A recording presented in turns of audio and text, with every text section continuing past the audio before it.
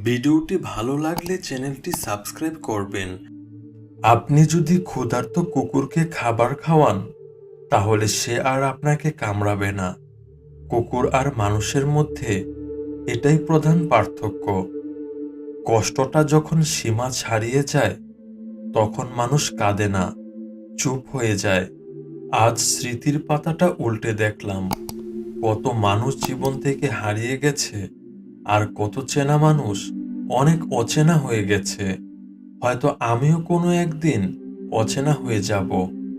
বিবেক বলে পৃথিবীতে এখন আর কিছুই নেই। এখন মানুষ যেখানে টাকা আর স্বার্থ দেখে, সেখানেই বিবেককে বিসর্জন দিয়ে দেয়। অতীত ভাবলে কষ্ট পাবে, ভবিষ্যৎ ভেবে সময় নষ্ট হবে, আর বর্তমান নিয়ে থাকলে শুধু দুশ্চিন্তাই বাড়বে।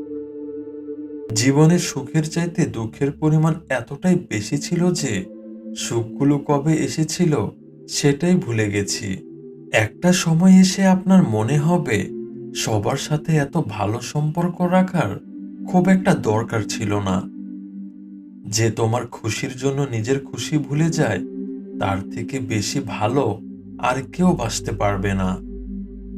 মূর্খ নিজের যতটা ক্ষতি করে, শত্রুরাও তার তত ক্ষতি করতে পারে না। যে সবার কাজে স্বেচ্ছায় এগিয়ে আসে, তাকে সবাই মতলববাজ মনে করে। যে দোষ করে ক্ষমা চায়, সে খুব সাহসী। যে প্রতিশোধ না নিয়ে ক্ষমা করে দেয়, সে খুব শক্তিশালী। আর যে সব ভুলে যায়, সে মহাসুখী। এই পৃথিবীতে তিনজন মানুষই সবার কাছে ভালো থাকে। এক, যে মারা গেছে। দুই, যার এখনো জন্ম হয়নি।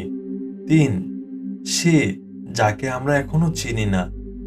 ভিডিওটি ভালো লাগলে চ্যানেলটি সাবস্ক্রাইব করবেন। আপনাদের এক একটি সাবস্ক্রাইব আমার এগিয়ে যাওয়ার প্রেরণা।